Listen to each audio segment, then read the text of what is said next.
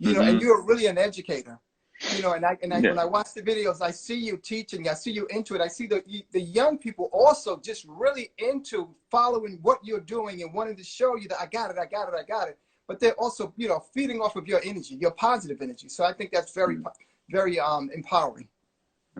Well, I mean, like you say, energy, you know, and that goes for everything. You know, again, that's what, when I talk about the components of being a complete person, physically, mentally, emotionally, spiritually, what kind of energy do you have spiritually? If you're a positive person or a negative person, do you bring yourself, you know, what do you do to bring yourself to the next level? You know what I mean? And so for me, I can't, tired or not, I can't go out there and give bad Yeah. energy or low energy. If I do that, that's what's going to feed on the kids, and that's when they're going to develop. So I always have to make sure I have high energy, show them high energy, just always hitting it for them, just to make sure they're, you know, they're on point. They're always going. You know what I Because mean? it's like They look for the up. young people, the show, you know, the show has to go on. You are the person they're Hmm. looking at, so you're constantly setting that model. So Right. you kind of And see that energy. they look up to you. So they're Yeah, watching you. You know what I mean? When you yeah, walk in the gym, when you're getting out your car, they're already watching you. They're kind of, how's Coach John today? Hey, how is he acting? How's Coach John? Like, what kind of energy he's having? So I have to be upbeat. I have to give them that. You know what I mean? Life is always going to hit us, but I have to show them. And I tell them, I'm honest with all the kids I deal with. Then, man, today's tough. Today I'm tired. yeah, Today I got this going on. You know, blase, blase. You know, but you know, I got to let them know, even though when I'm tired or whenever this is happening, yeah. like you say, the show don't go on. The And the show has to go professionals, on. Yeah, NBA players, they deal with certain things all the time. You know, NBA yeah, players deal with, you know, Isaiah Thomas, his sister died. He had to go out there the next day and play, you know what I mean? yeah, And still perform, you know what I mean? So yeah, I try to give these youth that aspect, you know, when life hits them, hit back and just keep moving, yeah. you know what I Hey, mean? So, Jared, how you doing? Jared is also a teacher, so Jared knows about that teaching where when you're on, when that day starts, they're looking to you to pick them up, because a lot of times, a lot of our young people, we don't know the situations they're dealing with, so they're coming to basketball or to sports as an outlet. And I think, right. John, you had said something as well, where for you it's therapeutic, and for a lot of our, you know, young people, it's that same thing as well. Yeah. Well, I'm gonna be honest, I tell people the game raised me. The Yeah, game raised me. It kept me clean, kept me out of trouble. You know, I didn't, you know, didn't do no drugs, didn't drink nothing because of basketball. I've yeah, seen it. I've been around people, but I was always like, no, I want to play ball. You know what I mean? My grades was always on point. I got a degree. You know what I mean? I have a college degree because of basketball. If I didn't have a degree, if I didn't play ball, I'll be honest, I probably wouldn't have gone. I probably wouldn't have went to college. You know, just to yeah, be honest. So basketball helped me maintain all those things in my life. So it's like I said, it makes me cope with things in my stress in my life, yeah. situations with my past, with my father, my, you know, whatever the case may be. Is you know, it's therapeutic, like you said. No, and even for me, I'm 56. You know, I get up in the morning. I got up this morning. You know, yes, I went to the gym, just shooting around. That's my outlet. Whenever I'm going through stuff, just going to the basketball court, just shooting around. And the same thing. That's what really kept me out of trouble even growing up, just playing basketball. So I Hmm. mean, that's definitely, you know, a huge outlet for a lot of us. Someone asked a question: what's your favorite basketball drill? Say necessarily a favorite drill. Um, one thing I always tell people, I mean, I can tell you one thing I coach I'm always taking pride in, and that's shoulder to hip.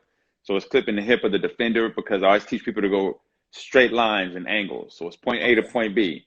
So it's just like in life. You know, you don't want to go left to right, sideways and backwards to go forward too much. You want to try to go forward. You know what I mean? So I always Forward. try to teach that.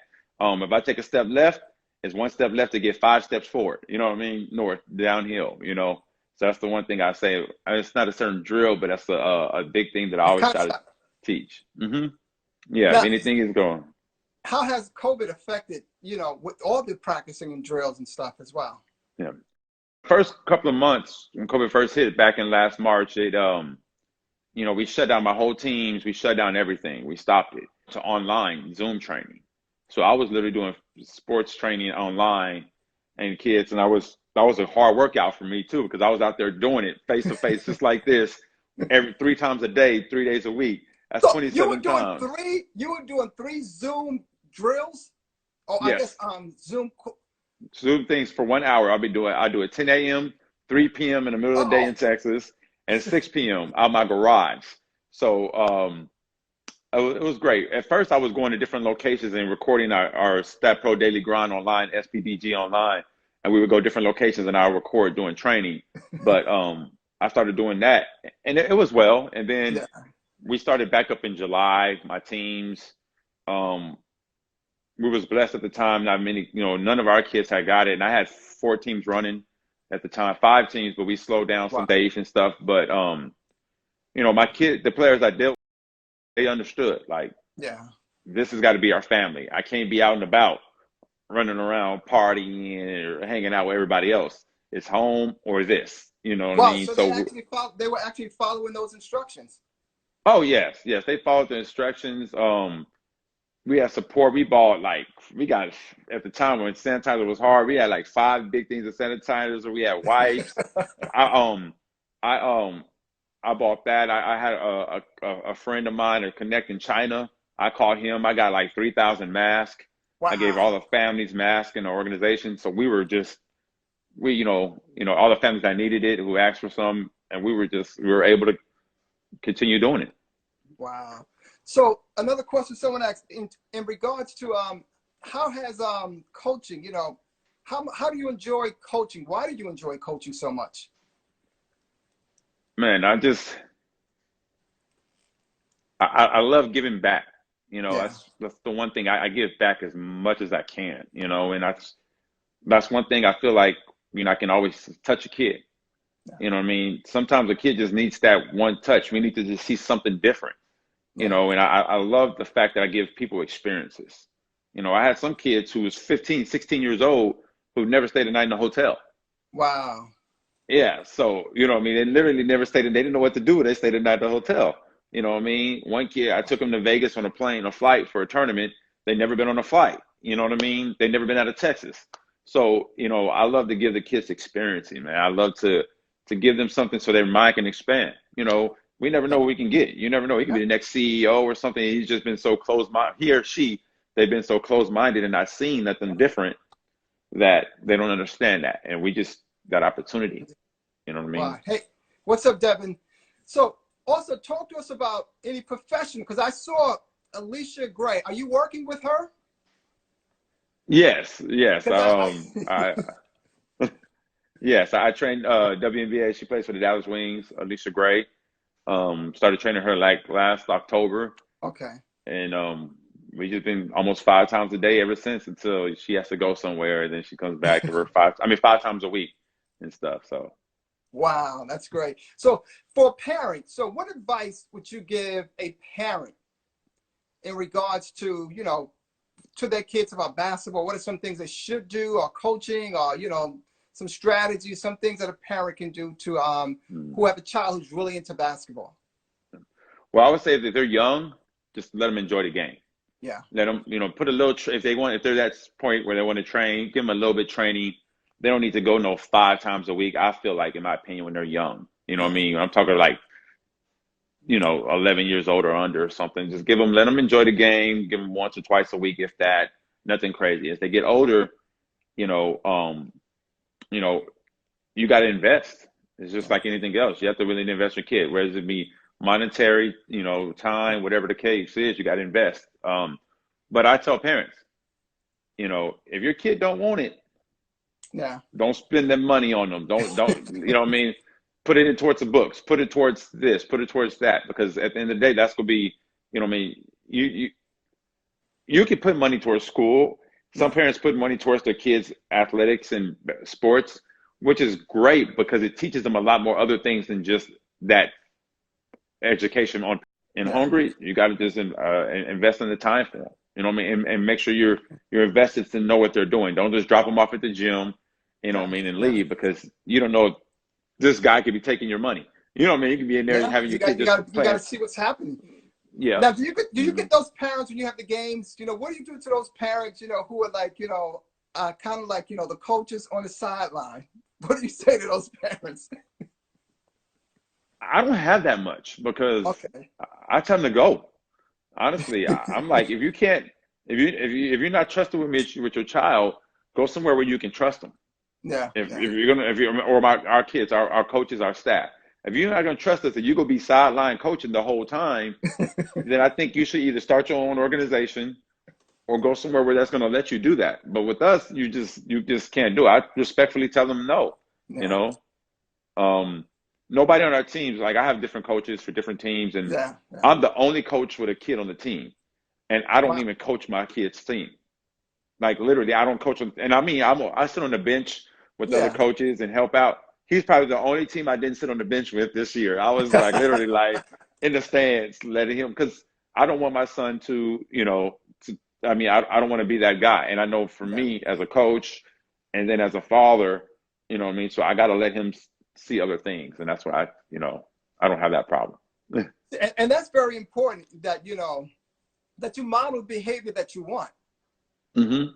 So Yeah. what you're saying to parents is like, listen, when I'm coaching, I don't want you being all involved. Trust the fact that, I know what I'm doing. Trust the fact that that's not your lane right now. Right now, you're a parent and Mm-hmm. a coach, and you're modeling that when your child is being coached, and you're pretty good yourself, but you're like, no, I have to stand back and let the coach be the coach, and let me step back. I'll coach my child at home, but during the games, I got to be, just step back. So I think that's excellent behavior to model. So, John, again, I've been trying to get back into the game. I'm going to the gym. What can I do to work on my handle? Handle? Man, I just tell people, I mean, just if you just got you in the basketball, dribble. I was like literally when I do stuff, I'll spend 20 minutes of just dribbling the ball down the court. You know what I mean? A lot of people see all these different types of drills online and stuff like that. Handle? Yeah, you don't got to do all that. I pound the ball. My biggest thing is I pound the ball hard enough where I'm trying to basically break the ground, dribbling the basketball that hard, but I control it where it's not dribbling high. You know what I mean? Yeah, So it's just waist high or lower, pounding the ball hard. That's eventually going to just get your handles tighter. So whatever dribbling I'm doing, whether it's just crossing overs, I'm pounding, whether it's between the legs or behind the back. So, I'm just pounding that ball hard or as hard as I can, and Now, with controlling young it when I people, are pound it. they, because, and the reason why I said a lot of young people, they're into the handle so much, so how do you kind of like the handle and breaking your knees as opposed, breaking your ankle as opposed to making the basket? How do you coach them in this culture that we have where everything is about the highlight? What is one of your biggest challenge? Social media. That's my biggest challenge because they see it and then they feel like I'm gonna be a Kyrie Irving. I'm gonna be this, and I'm like, those guys weren't that at first. When they were in college, they were an in-system player. You know what I mean? Now they making millions. They can do whatever they want to do now at this point. But my thing is like when I do drills and stuff, I give the kids. I may say, half court setting. You get, off the 3-point line, you got 3 dribbles to score. You know what I mean? I don't give them that many dribbles. So if you can't create your shot off in 3 dribbles, then you know what I mean. You need to stop. You know what I'm saying? I teach them, it don't matter. You don't. Every move you make comes off a fundamental move, whether it be just a crossover or between the legs or behind the back or just a go. So you can do all this extra dribbling here in space, but eventually you're going to go to a fundamental move to get by a defender. You know what I mean? So cut all that extra nonsense out and do a 1-2 move and go. You know what I mean? That's the one thing I said. And like I said earlier, everything has to be north or downhill. I don't like all that east to west. You know what I mean? And you know what I mean? So John, if people wanted to reach out to you and contact you, what is the best way that they can reach out to you? On Instagram, we have our training thing is just Stat Pro. So you can just add Stat Pro, or you can also just add me at John Hollmon. That's JOHN HOLLMON. Yeah, everybody spells it wrong. So HOLLMON. And you can just contact me there. We're always checking our messages. I'm pretty consistent with that. And going from there. Well, John, man, thank you, man. I really appreciate you coming on Real Dads Tuesday Talk. So now I've learned a lot. So I have some homework for me now when I got to go to the gym. I just got to pound that ball.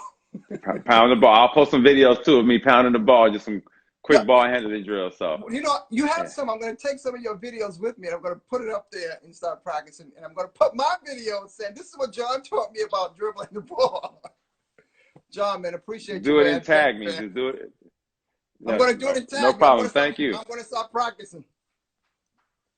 Okay. All right. Well, thank you. And thank you for having me on.